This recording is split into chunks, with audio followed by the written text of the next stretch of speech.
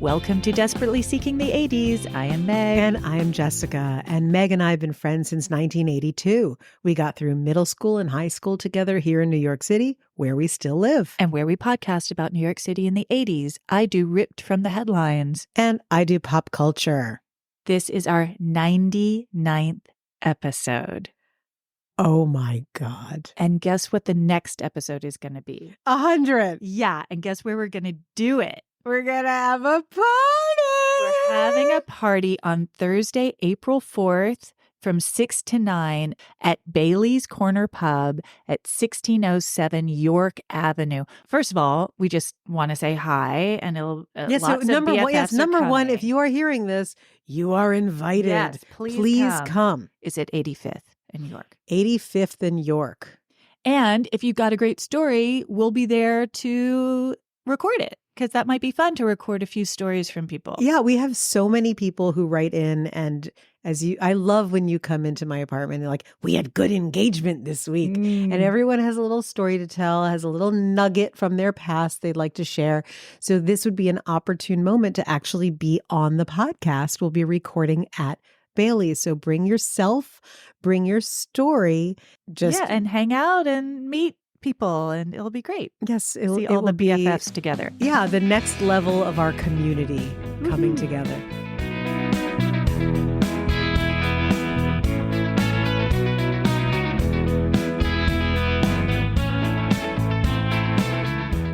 Speaking of engagement, my story was suggested by my cousin Trish. Oh, yay! Hi, Trish. Yeah, I'm just going to dive in, and you're going to be there with me. Okay, I'm excited. You don't need. There's no engagement question. Extra. No. Okay.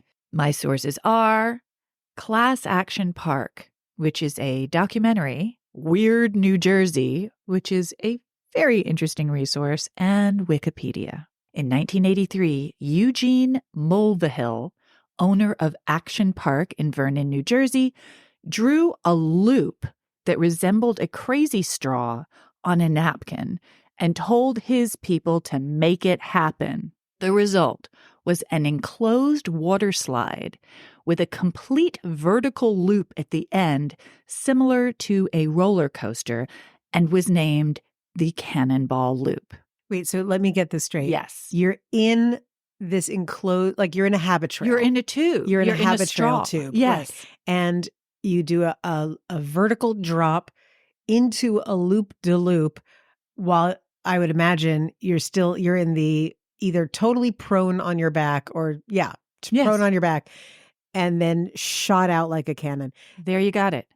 I'm just letting you know that that's nightmare fodder for me. Well, yeah. And for someone who obviously had to sue some Eugene. Self-preservation. Yes. Okay. At first, they tested the new ride by sending down crash test dummies. The dummies came out the other side dismembered and decapitated. After some adjustments, Gene offered $100 to any employee who would test it. That is a low fee, Eugene. I think, but people bit, apparently. Yes. I mean, the employees were like 16 years old. Oh, yes. One kid named Fergus took the offer and said, quote, $100 did not buy enough booze to drown out that memory. The kids kept coming out of the slide. So the kids are being cannonballed out, right? The kids kept coming out of the slide with all kinds of lacerations, and they couldn't figure out why. When they opened up the loop, so there's a loop, right? At the top of the loop, they opened up the loop. Brace yourself. I'm so excited. They found that teeth of previous riders that had been knocked out had lodged in the interior walls and were tearing up the skin of the kids, zooming through the tube. Wait. This is just the beginning. Wait. So were those Fergus's teeth? Because he was the first person that wasn't a crash test dummy to go through. I don't know if it was Fergus, but there were a bunch of kids who were they were the test pilots, and after a while they're like, "Why do I have scratches?" So the ride was biting them. It was trying to eat them alive with the teeth of the previous It's rider. so fucked up. It's really That is actually like that's a horror movie that someone needs to write. Pretty much. The slide was open for 1 month in 1985 and was quickly closed because of bloody noses and back injuries. A Navy physician found that riders were experiencing as much as 9 Gs of acceleration as they went through the loop. I looked up what that means. According to Top Gun, the movie, that's the upper limit of what the human body can experience.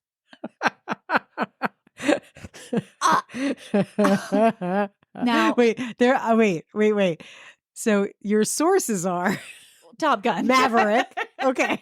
I believe it. Look, if Tom Cruise said it, Iceman said it. Go ahead. I'm in. Love it. Lots of amusement parks talk big. The scariest, most thrilling, death-defying ride ever. Do you dare? In those places, really the test is your will, right? You're not going to die. And you know that you're not going to die. You just have to convince your body that you won't die to force yourself to do it. I still don't understand how this is recreation, but look, to each his own. The point is, Action Park was different. They were putting their tooth-filled slide where their mouth was. Eugene Mulvihill started his career trading penny stocks on Wall Street. This is why it's so 80s, right? Scruples not high on the list. He believed in zero regulation and survival of the fittest and mayhem in general. That was just his aesthetic. When he opened Action Park in 1976, he, quote, didn't want to do the same old shit where you just get strapped into something or it twirls around. He wanted to take the idea of skiing, which is exhilarating because you control the action, and transfer it to an amusement park. There's inherent risk in that, but that's what makes it fun. Okay, so that's a quote from one of his sons. I should probably point out that okay, so here we are in New Jersey, and in the wintertime, these hills and this area in Vernon, New Jersey was used for skiing, but when the snow melted, then here we are. What do? We make the cannonball slide, right? Mm-hmm. Okay. These are some of the other attractions from Action Park. The Aqua Scoot, where kids would ride a hard plastic sled down a water slide that was designed to skip you like a stone. It was designed to do that. The result? How many back injuries? Head injuries, unexpected enemas. You know the weight of my heart. And the likelihood of being smashed into by the guy behind you. Wait, can we just go back to the phrase unexpected enema? That is actually... It was called Aqua Scoot. Yes. It delivered. Yes. It lived up to the name. This is another ride. The Tarzan swing was a steel rod hanging from a 20-foot-long cable over a pool of freezing spring water. The idea was to swing out and let go just in time to fly into the pool. Unfortunately, what if you timed it wrong? Some kids hung on too long and scraped their toes on the concrete at the shallow far side. Others forgot how to swim because the water was so damn cold. All the kids waiting in line would taunt the swingers, especially the ones who looked scared. The operative word was pussy. Everyone could be a pussy. But really, according to the local kids, the biggest pussies were the ones who came in from New York. Yes! Pussy strong, pussy proud. Yes. Those of us who hate gym class. And yet, we're going to Eugene's nightmare. City life had not prepared New York youth for this level of New Jersey recreation. Girls would lose their bikini tops when they hit the water that was exciting for everyone. So, as I mentioned before, my cousin Trish wrote me about her experience on the speed slides. Oh, Trish, I'm sorry already. So Oh, no. this is all from Trish. Quote, my friend's dad took us to Action Park sometime around 1993 when I was about 9 years old. I certainly didn't know anything about the park's reputation at the time. I think my friend's dad had probably heard a few stories and wanted to see it for himself on a weekend he had custody. I remember. That is the most. It's true. That is everything. So mwah, chef's kiss. I remember a handful of vignettes from the day, but the most vivid memory is of the speed slide, which was the last thing I did before heading home. Before I blacked out and then found myself in the ER. The speed slides were tall, straight water slides with a very steep drop-off at the top and a long landing strip once they leveled out at the ground. The only way to ride it was lying down flat with your arms at your side or crossed over the chest. The speed slides came in pairs, allowing two people to race. The taller of the two pairs was absolutely insane. I recall the drop-off seeming almost vertical. At the very top, those slides were enclosed. To me, it seemed obvious the covering was to prevent people from losing contact with the slide entirely and entering a free fall. I was 9 and opted for one of the two smaller speed slides, which were shorter but still steep enough to give you flutters in the stomach. Estimating from photos today, by the way, Trish has sent me, she's done her own research and she sent me pictures from those speed slides. They couldn't have been less than 4 to 5 stories tall. That's so sick. The problem was that there simply wasn't enough water flowing down the slide. Rather than gliding down wet and friction-free, half of my back was in contact with hot, dry plastic that had been baking in the summer sun. By the time I got to the bottom, the right side of my back had a vertical strip where skin exposed by my bathing suit had been rubbed off like a rug burn. There wasn't an attendant at the bottom. I certainly wasn't climbing back all those stairs to complain, so we just grabbed our stuff and proceeded to the parking lot and drove home. Baby Trish. Now, I just want to do a quick callback to the episode, I'm sorry, I don't know what number it is, where I described my complete antipathy towards all amusement parks, action parks, attractions, and that anyone who wants to do that, with all due respect, and I know this includes you, my darling. Yeah, I love it. Mental case. But Because- this is different. Yes, but you never know when you're going to finally find yourself at an action park-esque place. You're putting yourself in the line of day. Now, if you're 9, that's a different story. But poor little rug burn Trish. I know. Baby. Now, it's going to take a bit of a turn. I'm assuming the litigation begins now. The tidal wave pool was nicknamed the Grave Pool. It was 100 feet wide by 250 feet long and could hold 500 to 1,000 people. Waves were generated for 20 minutes at a time with 10-minute breaks and could reach as much as 40 inches in height. The water was murky with suntan lotion and pee and poop and God knows what else, vomit. Ugh. Exactly. And it was hard to tell how deep it was or if there was a body underwater. And lots of city kids didn't know how to swim very well. And chlorinated water is less buoyant. I don't know if you knew that. I did not know that. 12 lifeguards were on duty at all times, and on high-traffic weekends, they would rescue as many as 30 people. As a point of reference, lifeguards at a typical pool or lake average 1 or 2 rescues a season. And they were doing 30 a day? A weekend, high-traffic weekends. 30 a weekend. per weekend. Mm-hmm.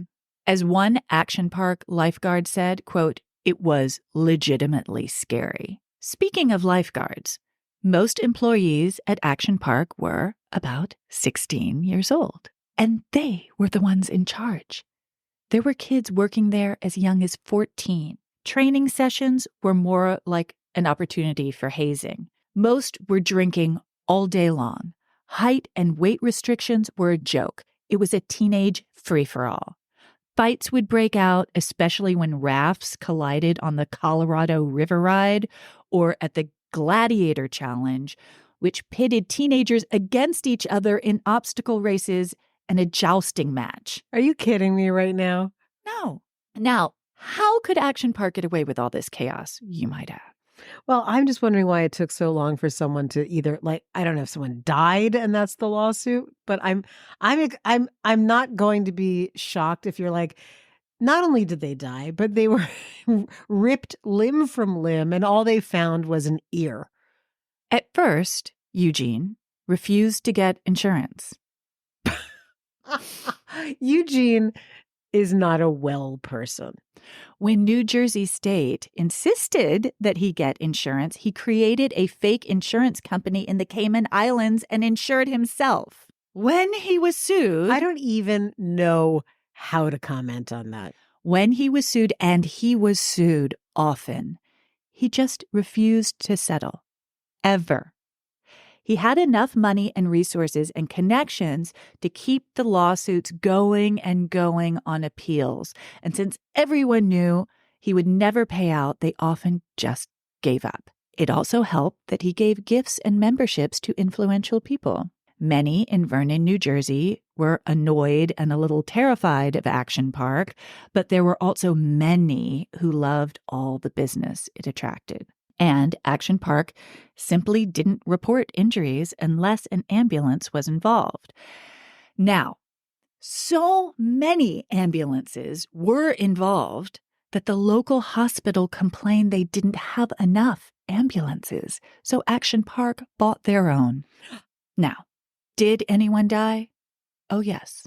Oh, yes, they did. July 8th, 1980, 19-year-old George Larson was thrown from his car on the Alpine slide and hit his head on a rock.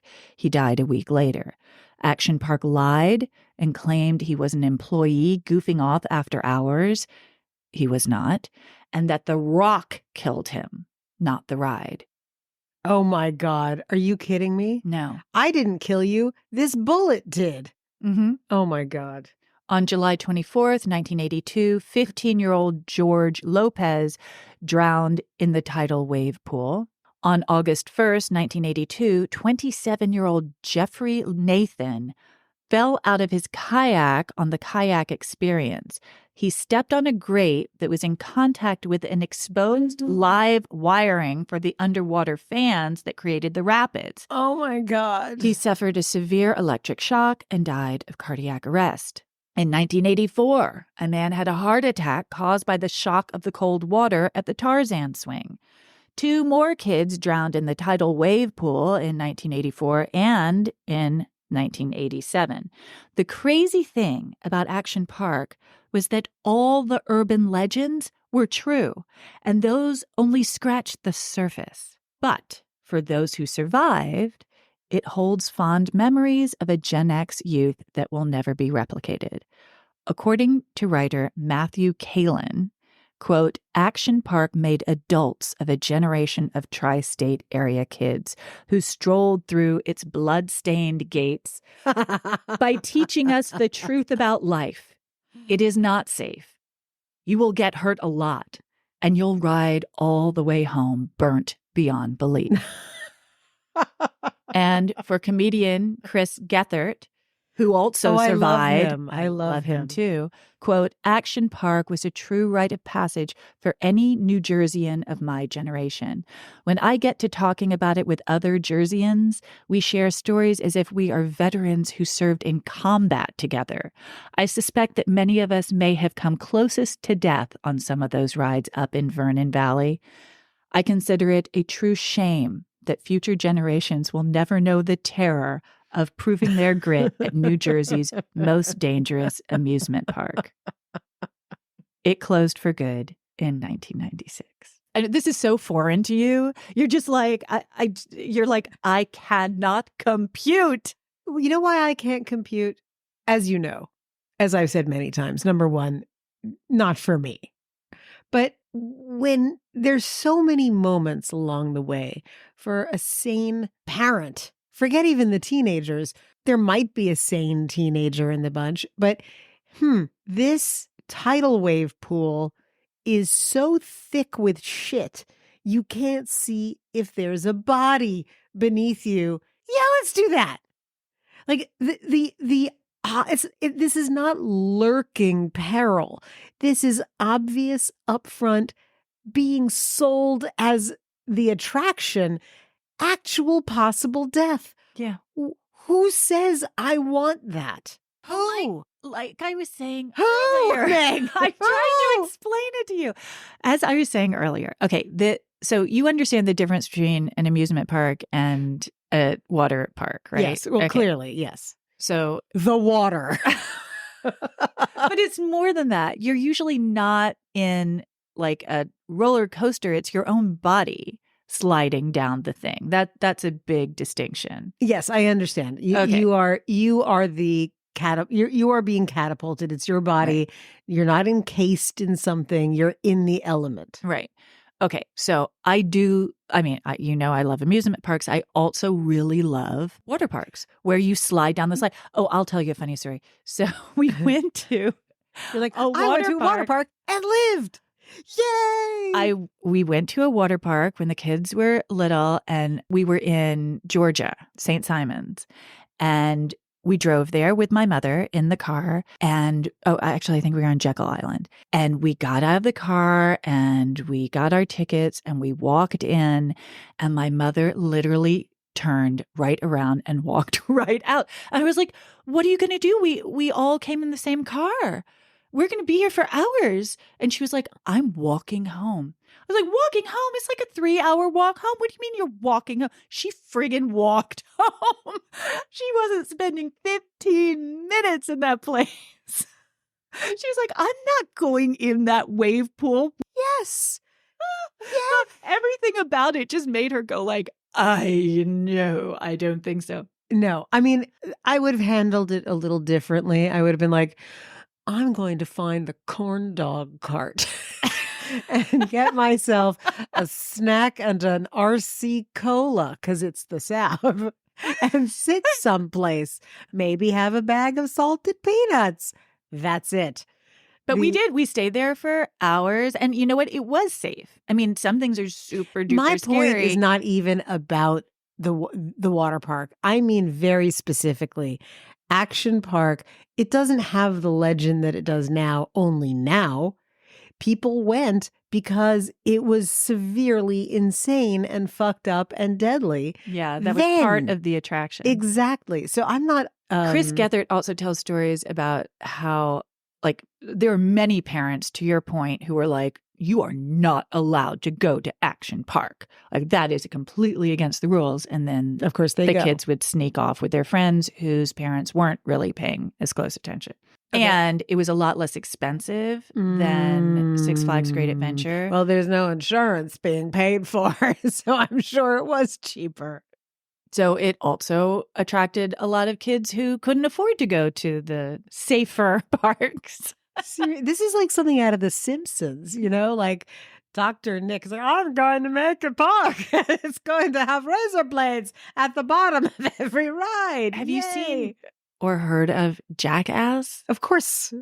Okay, those guys. They're clearly born of action. Yes. And lots of guys are like that, apparently.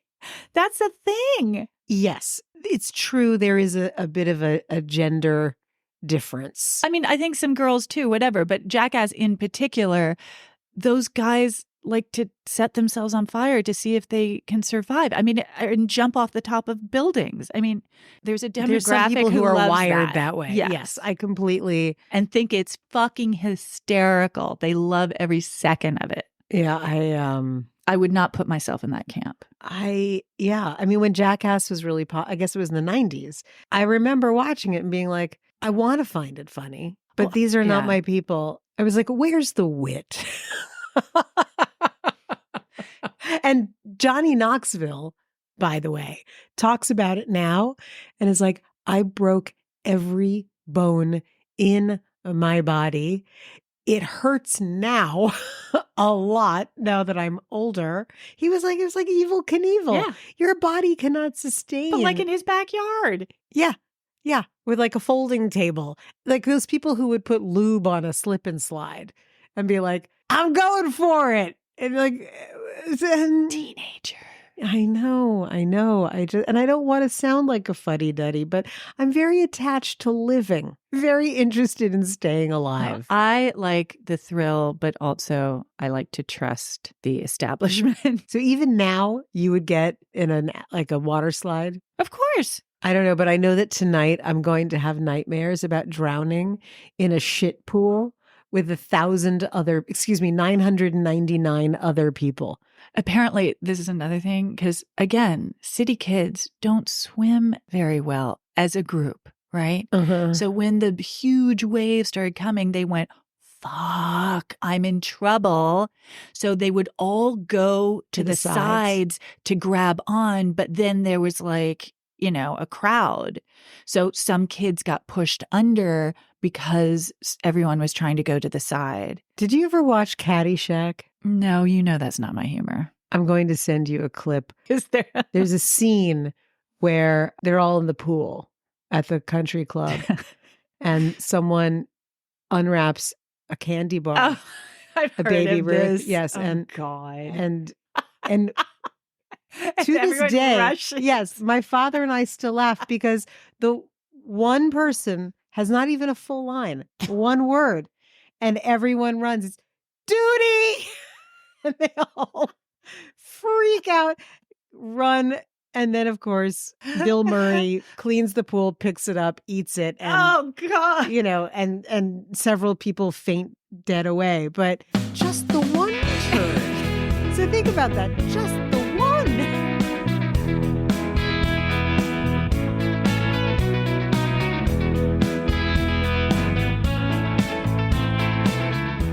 So how much do you love Action Park being like a rite of passage for New Yorkers, for these New York kids going out to New Jersey? I think it's more a rite of passage for their parents who get their children back from Action Park in like a Ziploc bag with a tooth, a single strand of hair, a toenail, and a shred of a bathing suit.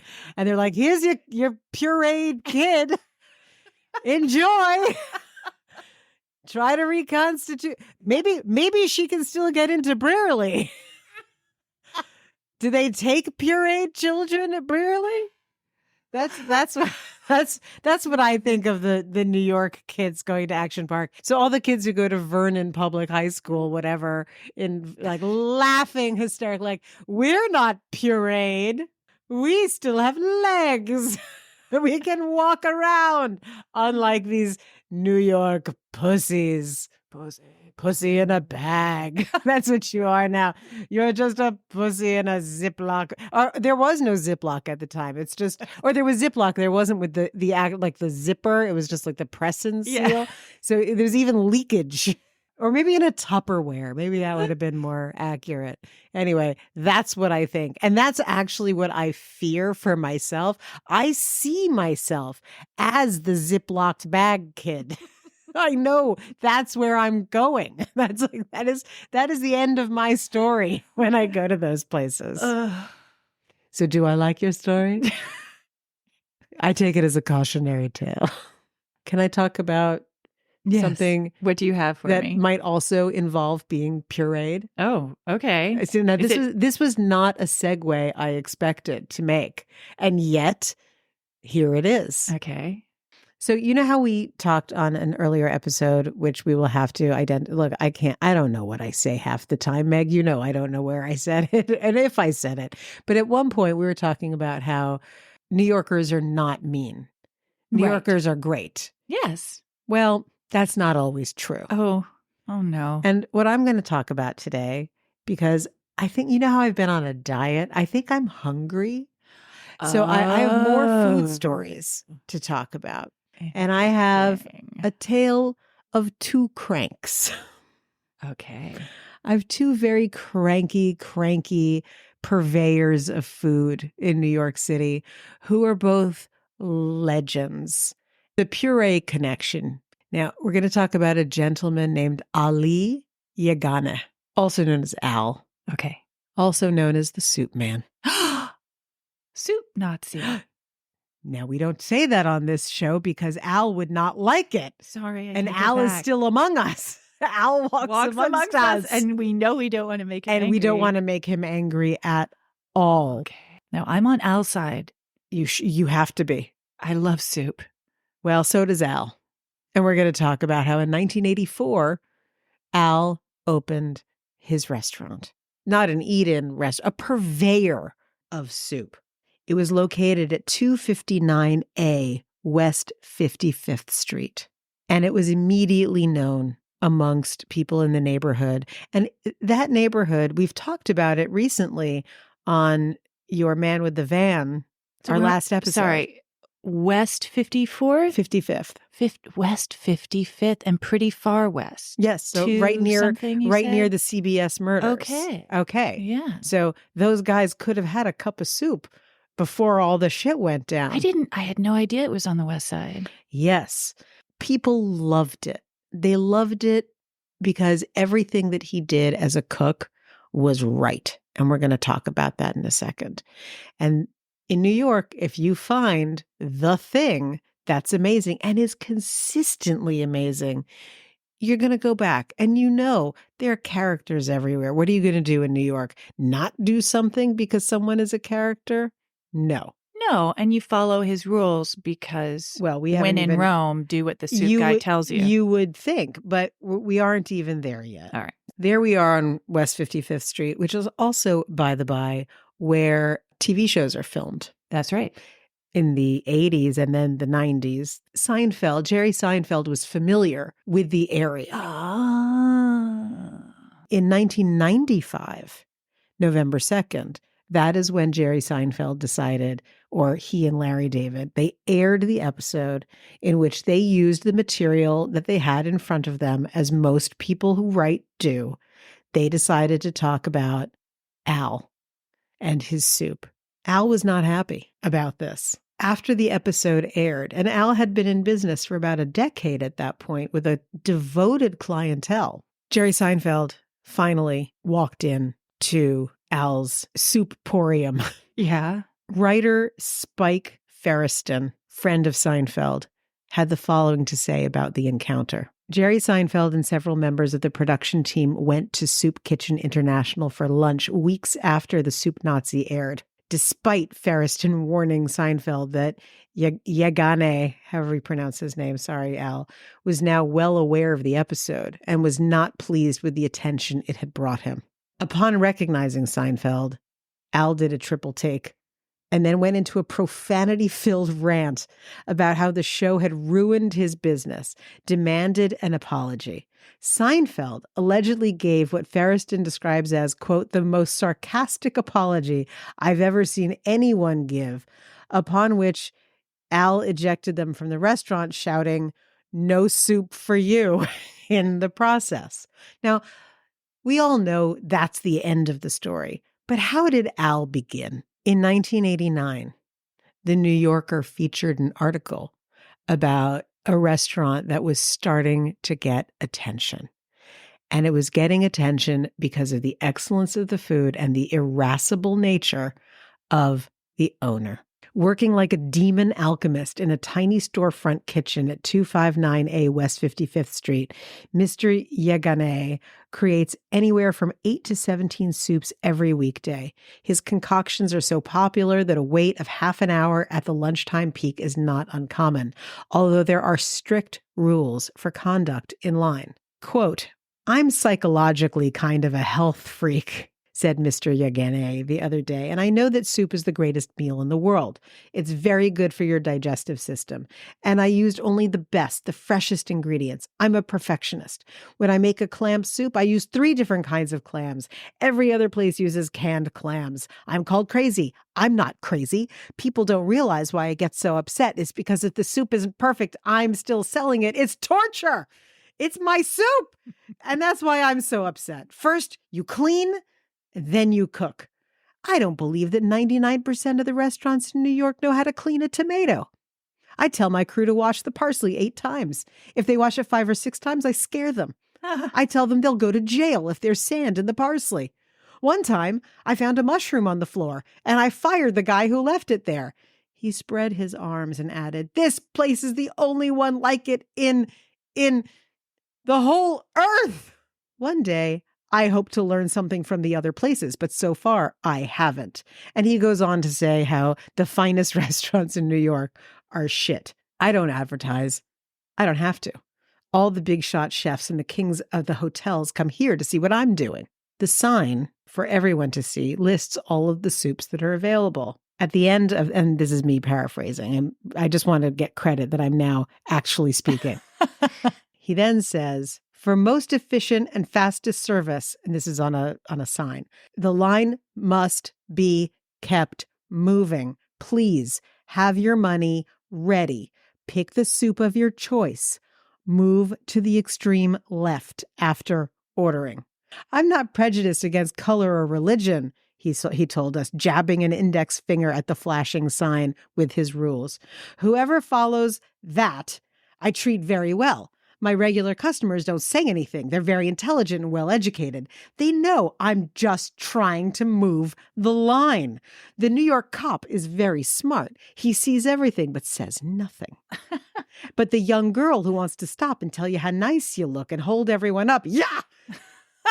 He made a guillotining motion with his hand. I tell you, I hate to work with the public. They treat me like a slave.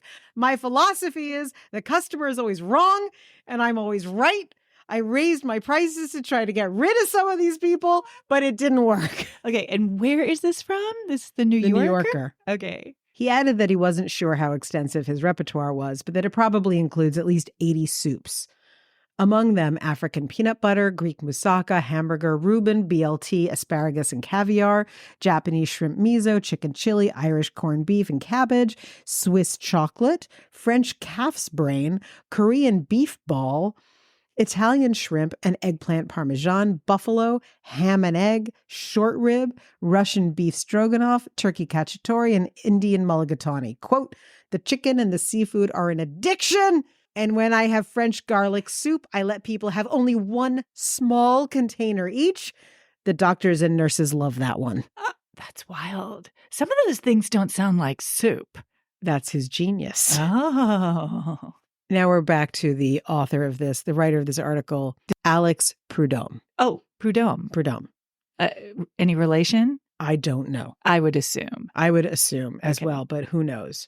On the day that Prudhomme was there, a line of 30 people wrapped around the block to get to the soup. This is pre-Seinfeld, mind you. Got it. At the front of the line, a woman in a brown coat couldn't decide which soup to get and started to complain about the prices. You talk too much, dear, Mr. Yagane said, and motioned to her to move to the left. Next! Just don't talk. Do what he says. A man huddled in a blue parka warned. This is directly from the episode. He's downright rude, said a blonde woman in a blue coat. Even abusive. But you can't deny it. His soup is the best. They ripped this article verbatim. Yes, they did. So, Larry. So, mind you, things that made Al even more pissed off. Here's a litany. The guy who played him won an Emmy. He's very funny. Yes. But he didn't like that very much because, well, it didn't reflect too well on Al's behavior and did not show a profound understanding of what motivated him. However, despite his chewing out of Seinfeld and his cohorts, despite saying that it ruined his life, Al decided that he was going to license the image of the actor who played him and used him as his logo. That is smart. And this gets back to the Rays episode and the bagel episode. It's all about what branding is going to set you apart. Jessica, when we open our restaurant, let's just make sure that we have the logo, like under lock and trademarked. key. Everything is, what would we serve? In our restaurant, I like dips. You do like dips. You're like Martin Short in Only Murders in the Building. Yeah, You are very attached. I can very much relate to that. I like finger food. I like cocktail party Finger food. food? That's it. That's it. It's a cocktail restaurant. party. It's a restaurant of cocktail food. Yes, I'm down with that. Anything that you can put in a blanket, I'm ready for it. Or Tiny anything that's like quesadillas, kind tiny of empanadas. dumpling-esque. Yes. Exactly. Anything in a pocket of Dough. right. Dough batter. pocket. In fact, that's what our restaurant's going to be called. Dough pocket. I think we can do better than that, actually. No, but Let's that's just work going to on make it. me laugh. Ziploc bag, puree in a Ziploc bag. So just letting you know, that was because he had some pureed soups in there. I don't know if it was the BLT soup. He had a carrot The soup. moussaka soup. I'm like, I love a moussaka, but so much about that is texture. So I don't know. But look, I shouldn't say. It's Al. I haven't tried it. He knew. And you know what? I think there is an East Side version now. Well, it was purchased. He sold it. He still Oh. has an interest in it. In later years, he decided maybe he'd put his feet up. All right, good for you. But you've earned it. But with his exacting standards, the recipes Good. remain. That's amazing. I love it. Now, if we think he's nuts, let me introduce you to another crackpot out of central casting. And no one has done a TV show episode about him. However, there's a documentary about him and his restaurant. And that is Kenny Shopsin, who had Shopsins that was in a couple of different locations, but in the West Village. And now, even though Kenny is no longer with us, the Shopsins outpost at the Essex Street Market is still around. What's the food? Well, let's talk about it. Because where Al was all about the food, Kenny was about the food, but the experience was really about Kenny. Okay. So let's talk about Shopsins. Shopsins is a perfect example of New Yorkers, people coming to New York, living in New York, because they really just don't fit in any place else. And Kenny Shopsin, who opened the very first iteration of Shopsins in 1973, came from a family of achievers, banker, architect, lawyer. Kenny Shopsin wasn't that kind of guy. He moves to New York and he becomes a young superintendent living in the Village and some art related stuff and not really dealing with anything that has to do with any authority. He does not want to have anyone be the boss of him. Okay. He meets a lovely young woman named Eve. The guy who owns the corner store where they live is selling it. Kenny decides he's going to take it over. And they start basically like a corner deli sandwich business. But then it grows. In 1982, Shopsins became a restaurant. It was almost like a club. You knew about it or you didn't know about it. It was a neighborhood thing. That's how people knew about it. Because it was in the Village, a lot of well-known people who are writers and artists liked to go there. One of the biggest devotees was Calvin Trillin, who became a friend of the family and would write about Shopsins in The New Yorker and more than once. So were the sandwiches any good? Always very good. And Kenny Shopsin had a way of doing things that was just a little different. And it was always about the technique. So here's an example. I actually purchased the incredible cookbook that's really like part memoir, part cookbook Fun. that he did with his daughter, Tamara, I think her name is, who's a designer. And it's one of the best designed cookbooks I've ever seen. The whole family got involved. Every single person worked at Shopsins at some point in their lives or still do. I can't make a chicken salad any way other than Kenny Shopsin's way. Now, a chicken salad sandwich, chicken salad is chicken, poached, roasted, whatever, chopped, cubed, mayonnaise, whatever your mayonnaise dressing is. Maybe you like a little diced onion, maybe you like a little celery, and that's it, right? You mix it up. No, says Kenny Shopsin. The thing about chicken is it will absorb the mayonnaise. So once you have the chicken and it's cooled, you massage the mayonnaise into the chicken absorbs it. So it becomes one entity. It's not chicken with a dressing on it. It's now a very moist chicken. It's a very moist, shredded down, salted, peppered, and that's it. And it is the best chicken salad you will ever have in your life. It is And you've been primo. able to replicate it. Oh, yes. That is now the way that it is done. I mean, we should post the recipe on... Well, we can take a few photos of the book, and I can't stress enough. It is one of the most beautifully designed books I've ever seen, certainly as a cookbook. Here's a little excerpt from Calvin Trillin about Shopsins. One evening when the place was nearly full, I saw a party of and let me just preface, Kenny Shopsin had as many rules as Al did. They were different. It was not about efficiency. It was, are you my friend? Are you like me? Are you in the club? And just so I can picture it, was it a deli counter or did you No, it became a restaurant. It became like... So you had a hostess who sat There was no hostess. You know, it was like a dinery kind of situation, but no booths, just tables. Okay.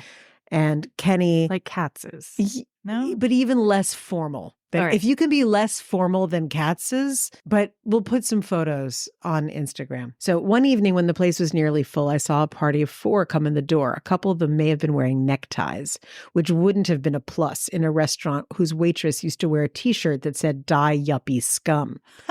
Kenny took a quick glance from the kitchen and said, "Nope, we're closed." After a brief try at appealing a decision, the party left and the waitress pulled the security gate partway down to discourage other latecomers.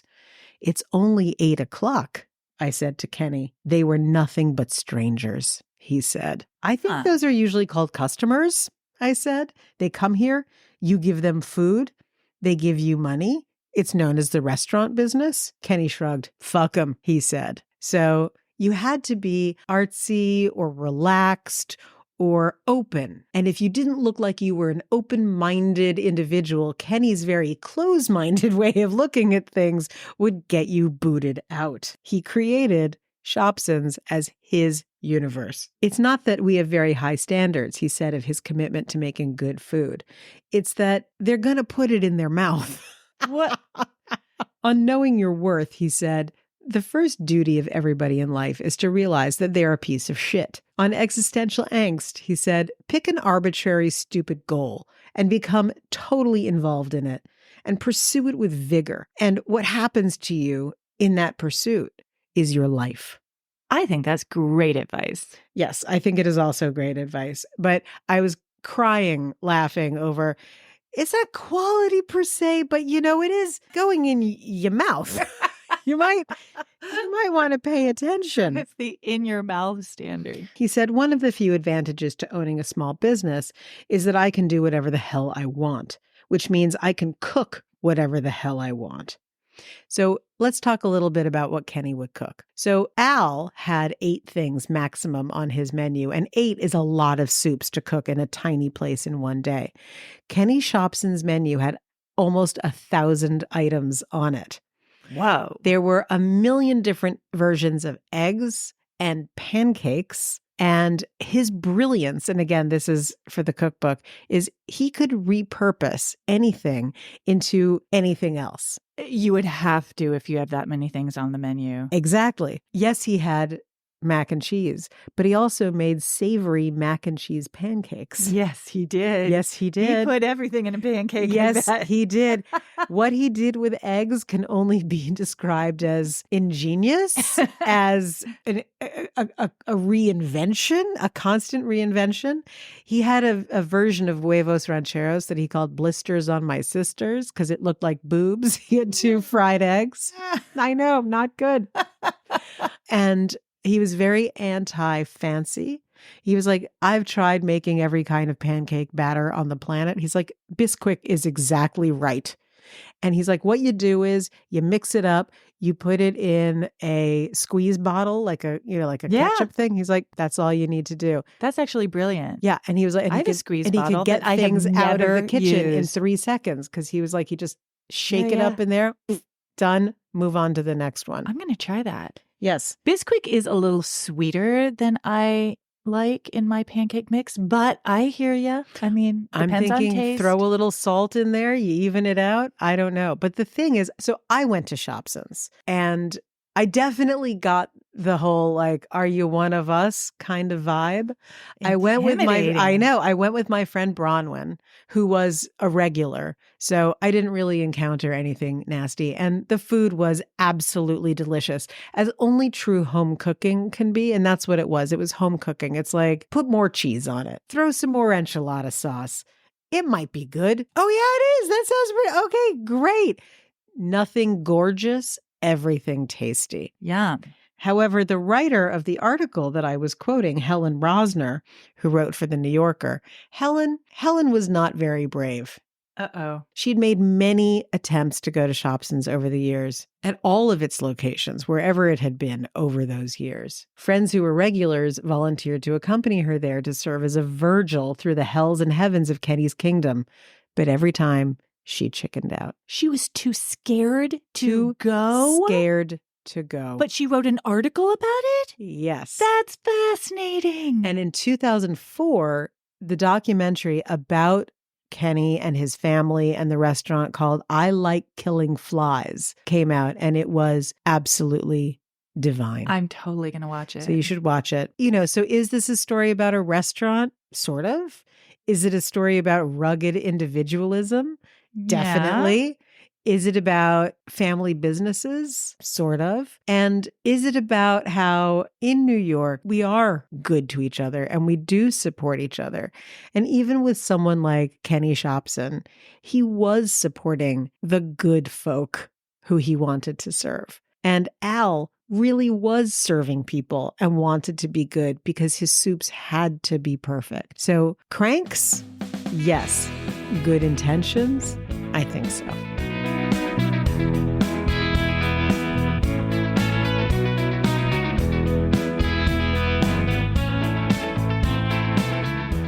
The other thing that I want to say about Shopsin's is almost every other small business that we've talked about, and even Action Park, there's litigation, there's bankruptcy, there's embezzlement in almost every story, whether it's supposed to be. I was going to say what our tie-in is kind of Mavericks. Yes. However, I just do want to say that Kenny Shopsin, no bankruptcy, no lawsuits, nothing.